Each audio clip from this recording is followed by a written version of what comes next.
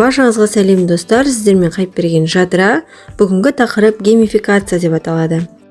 Бұл геймификация сіздерге үй тапсырмасын сұрауға, жаңа сабақты қорытындылауға және сергіту сәтіне арналған керемет құрал деп есептеймін. Әсіресе ашық сабақтың кезінде сізге үлкен очко әкелетініне сенімдімін.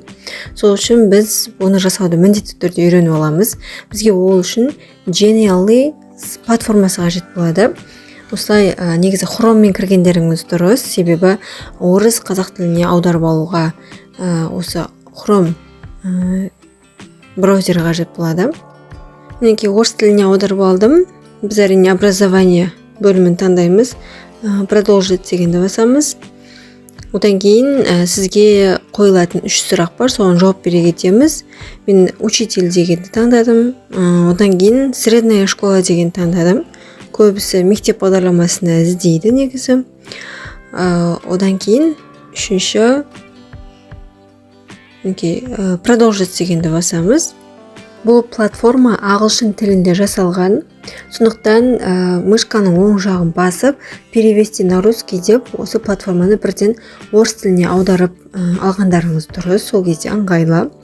Мына жерде қарап отырсаңыздар, бұл платформа арқылы не только геймификация, инфографика жасауға болады, презентация жасауға болады, интерактивті сурет жасауға болады, видео жасауға. Жалпы бұның мүмкіндіктері өте көп.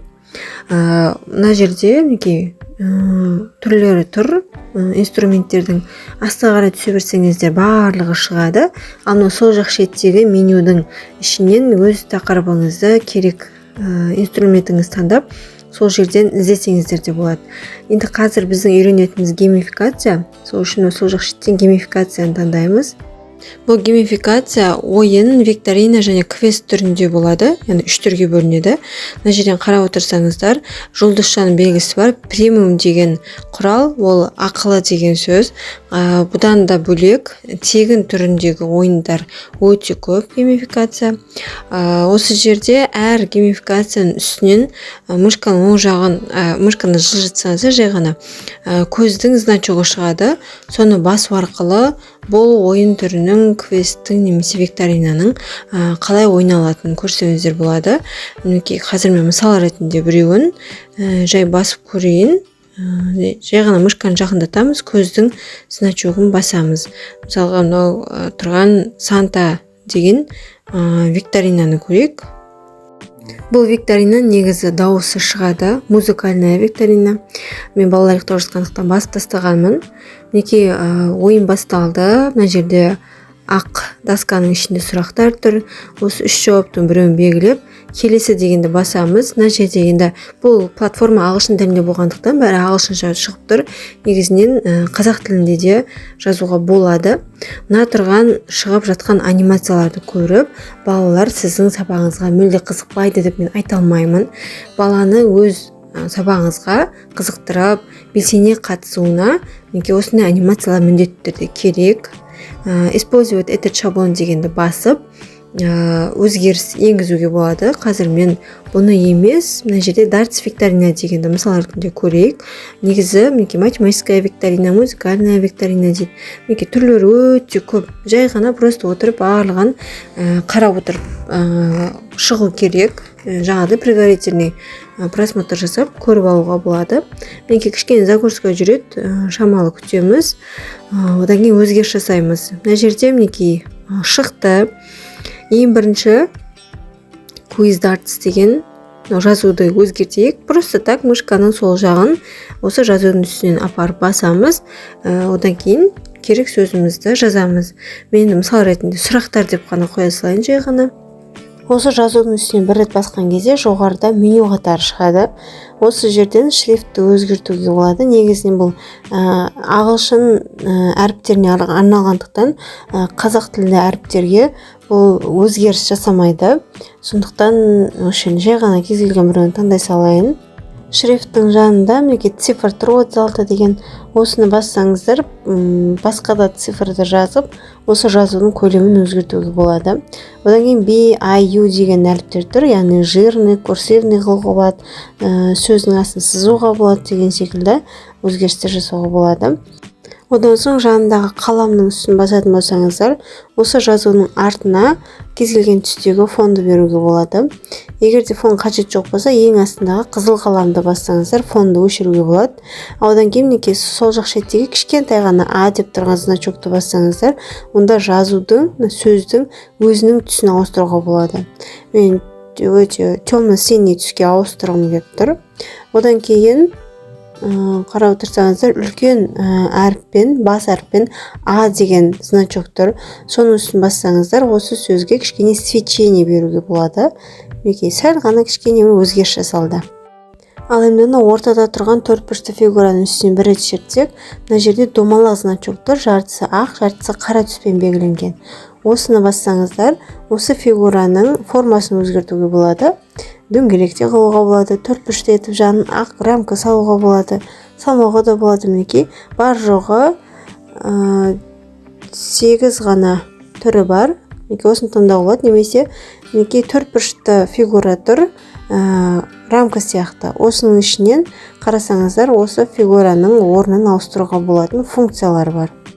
Ал енді осы фигураның мінекей үстің жағында тұрған адамның анимациясын өшіріп тастауға болады, орнын жылжытуға болады, немесе копировать ставить деп екінші, үшінші, немесе одан да көп анимационный адамдарды осылай осы жерге қойып шығуға болады. Ал енді екінші сабақ, бұл жерде мінекей сұрақты және жауаптарын өзгертіп жазып қойдым. Мынау right answer деген ортаңғы тұрған жауап, яғни дұрыс вариант деген сөз. Мына тұрған сызықтың жебелерін копировать ставить етіп көбейтуге немесе delete батырмасын басып азайтып тастауға болады. Бұл жерде сұрақтың санына байланысты жебенің саны бірдей етіп қойылған. Негізі әрбір сұраққа жауап берген сайын осы жебелердің саны азайып отырады. Қате жауап болса да азайып кетеді. Енді мына жерде астында тұрған әрбір варианттың үстінен басып, үстіндегі розовый тұрған төртбұрышты бассаңыздар, мінекей түстер шығады. Осы жерден розовый емес, мысалы басқа түске де бояуға болады. Бұл платформада дұрыс жауап берген сұраққа мінекей осындай слайд беті ашылады, және бұрыс жауап бергенге басқа слайд беті ашылады. Оны сіз жасамайсыз, оның алгоритмі алдын ала дайындалып жасалынған. Тек сіз қайсысы дұрыс, қайсысы бұрыс екенін дұрыстап көрсетсеңіз жеткілікті. Ал енді анимацияға көшейік. Керекті слайд бетіне барамыз.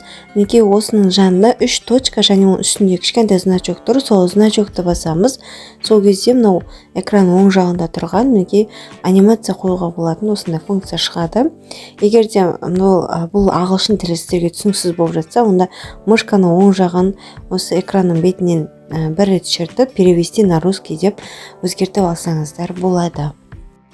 Мен переходқа онда қатты тоқтағым келіп тұрған жоқ, себебі бір ашқаннан жай переход таңдай салу оңай, барлығына түсінікті деп ойлаймын. Енді мысал ретінде жай ғана екінші сұрақ деп жай осылай жауаптарды жазамын да, осының қалай шыққанын көру үшін ең жоғарыда тұрған көздің значогын басамын. Сол кезде біздің ойынымыз басталады, яғни қалай шыққанын көреміз. Енді старт дегенді басамыз, бірінші сұрақ шығады, оған мен дұрыс жауап беріп кетейін әдейі. Сол кезде мінекей осындай көрініс шығады. Next дегенді басамыз. Бұл жерде next емес, келесі деп те жазуға болады. Мінекей байқасаңыздар, бір жебе құлады. Мінекей екінші сұрақ шықты. Мен бұл жерде әдейі қате жауап беріп кетейін. Сол кезде мінекей осындай да жазу шығады. Негізі мынау no дегендер барлығын өзгертуге болады, дәл жаңағы слайдтар секілді. Мінекей тағы да бір жебеміз құлады. Мінекей осылай сұрақтарды балаларға қызықты етіп қойсаңыздар болады. Мынау сайтта берілген сұрақтардан да сұрағыңыз көп болатын болса, онда добавить страницу дегенді басып, тағы да сұрақ бетін қойып, добавить деген немесе add деп шығады ағылшынша, соны қойып, тағы да сұрақтарыңыз көбейтсеңіз болады, немесе азғантай болса, онда мынау әр слайд бетінің жанында 3 точка бар, соны басып удалить етуге болады. Жоғарыда черновик деген жерді бассаңыздар, общий, частный және черновик деген тұр. Егер де частный деген таңдасаңыздар, осы жұмысты сіз ғана көре аласыз деген сөз. Бірақ бұл сайтта ол ақылы түрде жүзеге асады. Ал публичный онлайн деген таңдасаңыздар, тегін, бірақ оны басқа адамдарда көріп, өңдеу жасап, өзінің жұмысына пайдаланып кете алады. Мұнда астында заголовок және описание деген тұр. Осы жерге осы тапсырмаңыздың атауын, описаниесін жазып, все готово дегенді басасыздар.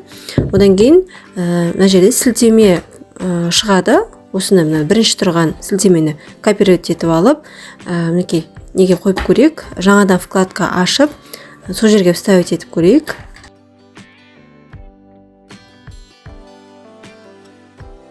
Мінекей викторинамыз ашылады. Негізі бұл ойынның дауысы шығады. Жауабы дұрыс болса да, бұрыс болса да әдемі дауыстар шығып отырады.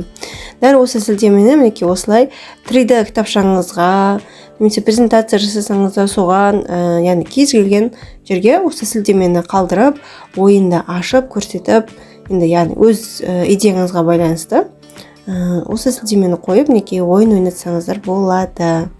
Енді жалпы сайтқа кірген кезде сіздің бұрын соңды жасаған жұмыстарыңыздың барлығы осы жерге тізімі шығады. Енді біз келесі кезекте создавайте гениально деген жерде плюс батырмасы тұр. Осыны басып, басқа да жұмыстар жасап көрейік. Бұл жолы инфографиканы жасап көрейік, бірақ оны келесі видеоға қалдырамын. Ал менің келесі видеоларымды жоғалтып алмас үшін әрине менің каналыма тіркеліп, колокольчикті басу қажет. Және де осы видео сіздерге ұнаған болса, онда міндетті түрде лайк басып, пікір қалдыруды ұмытпаңыз, және де достарыңызбен бөлісе отырыңыздар.